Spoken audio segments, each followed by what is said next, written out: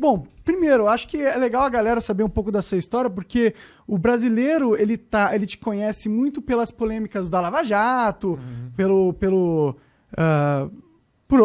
Intercept Brasil e pelas outras coisas, mas você tem uma história que antecede a isso, que eu acho muito interessante também, que é, por exemplo, você ter um Pulitzer Prize, cara. Sim. Isso é o maior prêmio do jornalismo do mundo. Isso foi, na realidade, o caso do Snowden, quando conseguimos relatar que o NSA e os aliados do governo dos Estados Unidos estavam espionando no mundo todo.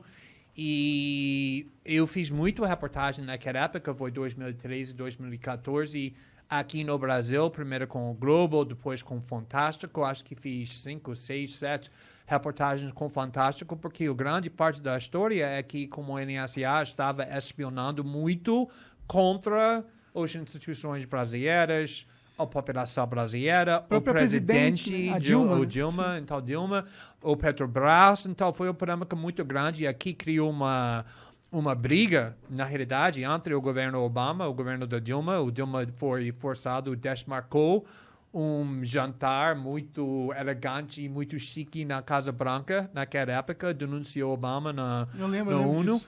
Então, foi uma polêmica global, mundial, porque os Estados Unidos estava espionando contra o mundo todo. E o Edward Snowden, você encontrou ele era um agente, informante da NSA, né?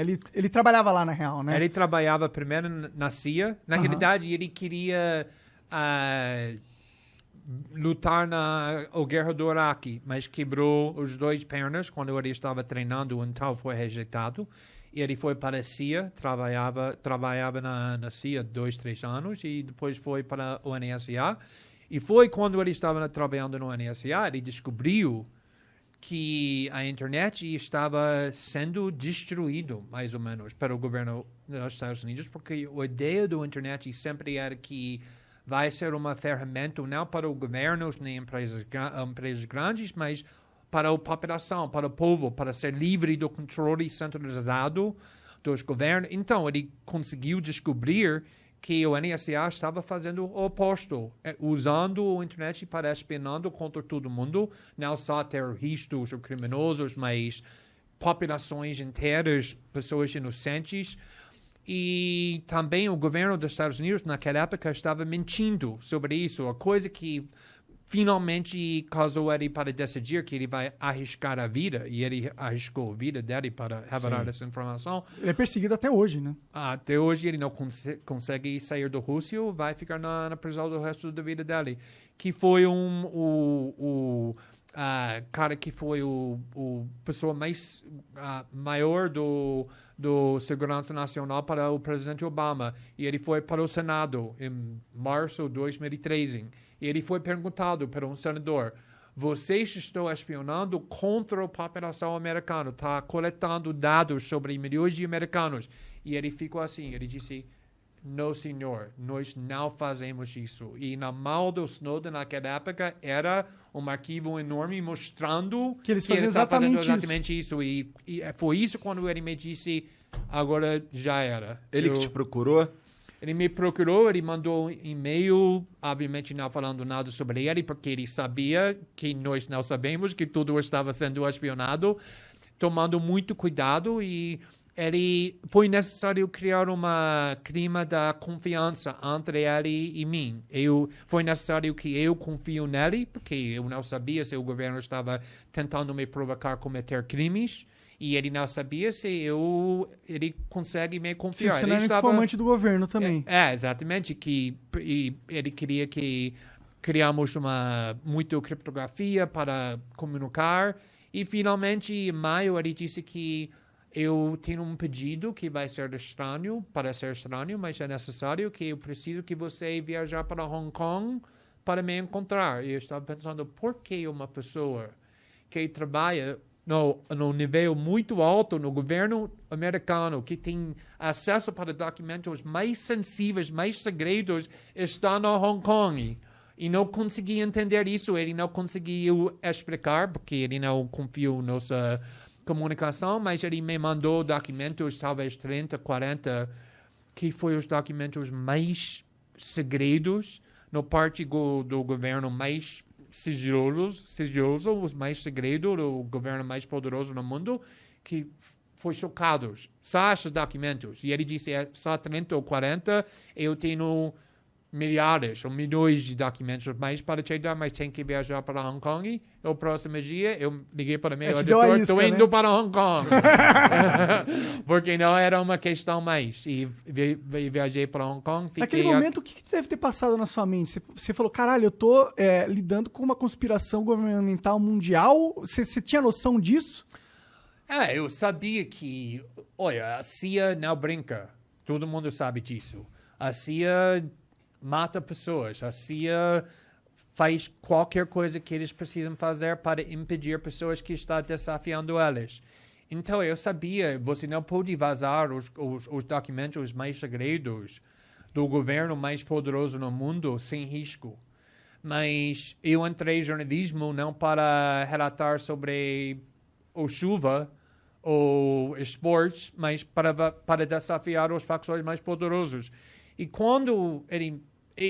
na realidade, quem me inspirou é o fato que ele tinha 29 anos, com uma carreira com muito sucesso, ganhando dinheiro, tinha uma namorada muito linda que ama ele, que ele ama, mas ele queria arriscar tudo porque ele sentia uma obrigação. E quando eu estava vendo isso, para mim não tinha mais uma escola. Porque se ele está fazendo isso, como eu consegui recusar? Conectou com algo dentro de você que você tem também. Sim, exatamente. Essa a coragem que ele mostrou era e uma contagiosa. Indignação também, né? Oi? E uma indignação, ele ficou indignado, né? Ele não conseguiu aceitar aquele fato calado.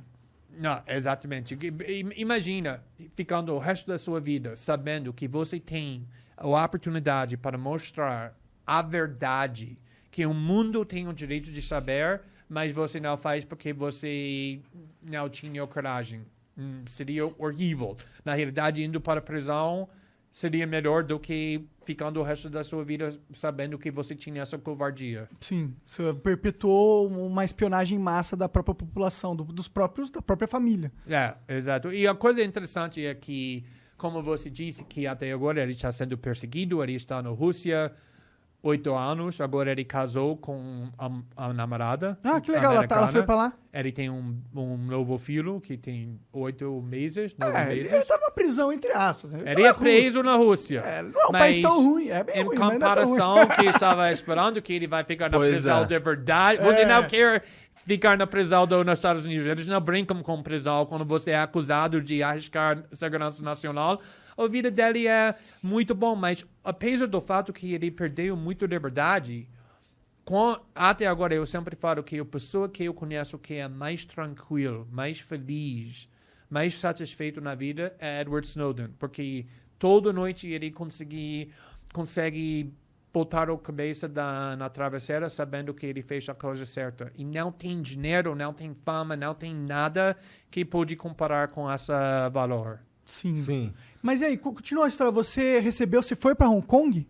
Sim, eu fui para Hong Kong e fiquei lá 2 semanas. E começamos a relatar um documento depois do outro. No primeiro artigo, explodiu o mundo. Foi maior história, o maior escândalo no mundo naquela época, imediatamente. Mas ele fazia questão de você dizer que tinha sido ele? Sim, porque geralmente, quando tem uma fonte assim, por exemplo, minha fonte na Vaza Jato, ele não queria se identificar, ele queria esconder, porque ele não queria ir para a prisão. O Snowden foi tão raro, porque desde o começo ele disse, eu não quero esconder. Eu quero me identificar. Por quê? Porque eu sei que não estou fazendo nada errado. Então, eu não vou esconder. Eu vou ir para o governo e falar, você não precisa me procurar. Estou aqui. Meu nome é Edward Snowden. Fui eu que vazei esses documentos. Eu fiz isso por causa dessa raciocínio. Então, eu disse, deixa a gente ter uma semana, quando estamos relatando, antes de você se identifica, para não distrair as revelações. E depois de uma semana, eu gravei uma entrevista com ele e apresentamos ele para o mundo. E depois disso, a mídia mundial chegou no Hong Kong e me procurando ele. Tinha 200 repórteres lá fora do meu quarto com câmeras procurando ele. Onde está Edward Snowden? Como eu vou falar para eles onde ele estava. E foi um escândalo muito grande. Sim, eu lembro, eu acompanhei na época. Sim. Foi um escândalo mundial que repercutiu em todas as mídias internacionais e na internet e não sei o quê.